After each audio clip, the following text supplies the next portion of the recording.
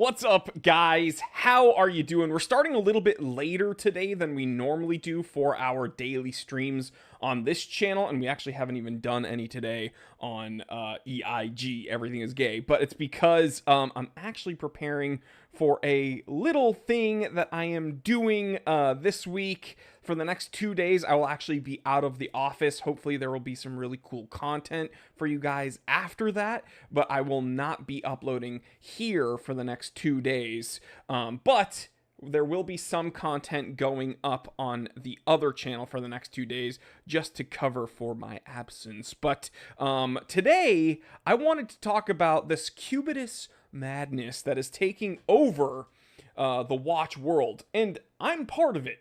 Okay, I'm also one of the talking heads that's going on and on and on and on and on about this new Patek release. Kevin Hawthorne is here from Lakeland, Florida. How you doing?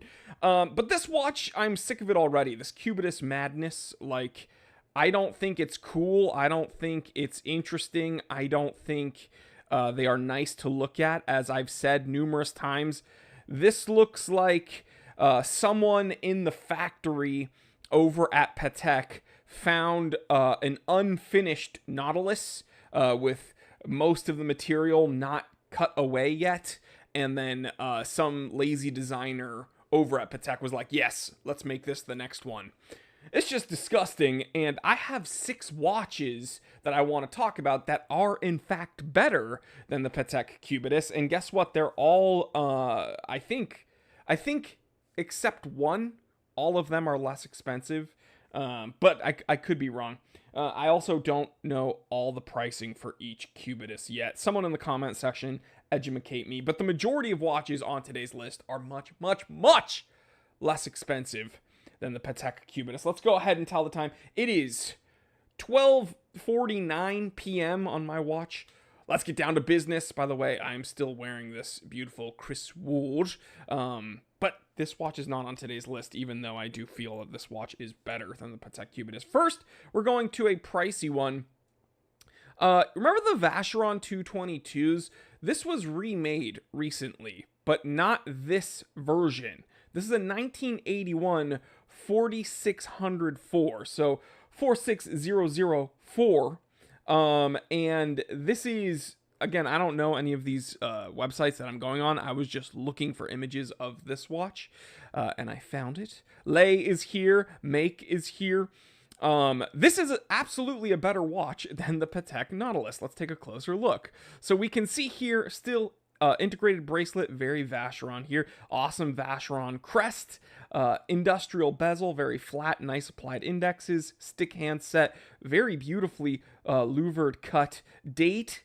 And again, this watch is from the early 80s. And when we go to the Cubitus, this Vacheron, it's like Vacheron already done it. It just looks way nicer. I don't know what to tell you outside of this is just a better version. Now, this is very much vintage, so if you're not into vintage watches, then I guess there's an argument to be made, oh, I want something more modern. Fine, well, let's jump over to something that I've already spoken about in a live stream when the Cubitus was confirmed. Cartier Santos, okay? This is, look, MSRP from Cartier's website right now, $10,600, and you can get these cheaper secondhand because Cartier's... Drumroll, please. Tank. Cartier's Tank. Do you get that? It was a little joke. Cartier's traditionally do not do well on the secondhand market, but still one of my favorite, absolutely favorite watchmakers. Top 5 for me. Industrial bezel, integrated bracelet. These look good on straps. These are just gorgeous watches. And you can get it for a fraction of the price of the Cubitus. I just don't understand. But let's say let's say the Santos is like out of your budget, but you still want something industrial, integrated bracelet, rectangular. Well, Bell & Ross for 50% of what of the Santos. Okay, the BR05. When this watch came out, I blasted it, dude. I made fun of this watch when it came out. What was it? Just pre-pandemic, I think. A lot of hate on that video. People are like, stop complaining. Well, it's because this is an industrial bezel, flat bezel, integrated bracelet watch. I was just sick of it. The hype around this overall design, it's disgusting. It's played out. I'm sick of it. And it's just, it was boring at the time because every watchmaker is coming out with a watch like that. Now, what I will say, color match date window, very nicely bordered. I actually now do like the kind of square mixed with the round.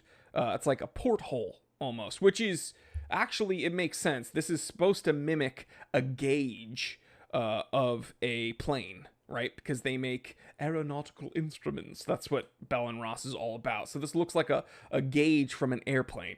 And I actually, I appreciate that it's squared off. I mean, it's rounded off, but overall square shape and then a round dial. I actually dig that look. And this is $5,000 and some change. Much less expensive than this disgusting Cubitus. Let's say you want something vintage, but also from the Holy Trinity that's not Vacheron or Patek. Dang! Another Cubitus, but it's AP. Dude, this is so weird. The proto oak. This is a old royal oak quartz.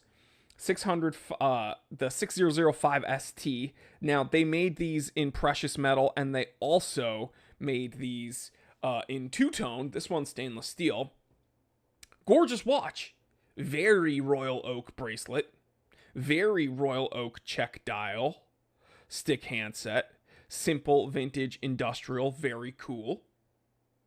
And it's like a more beautiful version of this stupid, disgusting Cubitus. I like, chat, am I wrong? I'm sorry. I'm sorry. Moving on to something even less expensive than the Bell & Ross. Let's say that all of the watches I've mentioned are way out of your price range and you just want something to compete with the new Patek Cubitus. Well, have I got a watch for you. One of my favorite G-Shocks on earth. GX56. This is the King G-Shock. I don't know how you do better than this, to be perfectly honest. And when we compare it to the case profile of the Patek, it's pretty dang similar. $150 for the King G-Shock. EM Certified T3 Bot said, "You are hardly ever wrong." I appreciate that. I'm sorry, it is what it is, guys. The Cubitus is ugly, and this G-Shock looks better and is more functional. Like, need I say more? Now, I have one more watch I want to talk about today to round up. I think we spoke about six watches, or 5 watches already. I have the 6th watch right now. This is probably the nail in the coffin for the Cubitus, okay? And it's this. This is a Patek. Patek already made a watch that's better than the Patek Cubitus. Look at this. Now, this is a signed dial from some other purveyor.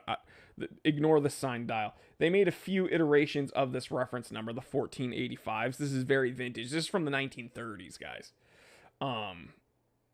Has the Cal 10 110, I believe, which is, yeah, Cal 10 110, 18 jewel, manual wind. This one's in very good condition. Very vintage. Look at these really crazy lugs. Gorgeous watch. Small seconds. They make some that are time only, no no small second register. This one's in very good condition. Look at all the markings. Beautiful dial. Very nice layout from this. Who is this? Phillips. Oh, Phillips auction. But this is already a better version. I'm sorry, but it's Patek already did it, and it is way nicer than the Cubitus. Ice Cubitus has a super chat. What's up, Jory? Patel Philippe here. I've been the biggest propagandist of the Cubitus around YouTube. My friend just got the PT one. Hope you're well. Well, thank you so much, Patel Philippe, and thank you for the super chat. So here's the thing. A lot of people, and I would say just as many people that complain about this watch, have said it's gorgeous. And this is the fun of watch collecting. So here's what I will tell you to wrap up this segment. Take everything I say with a grain of salt. Because I am not the arbiter of what is good or what is bad. I'm definitely not the arbiter of morality here on, on the watch YouTube world. I'm not going to tell you what is right and what is wrong and what is good and what is bad. That is up to you, okay? And I think,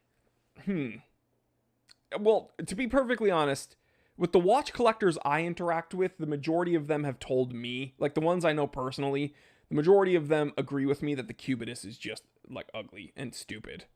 But when I look further out into the watch world, a lot of people are defending this watch, which is fine, which is perfectly fine.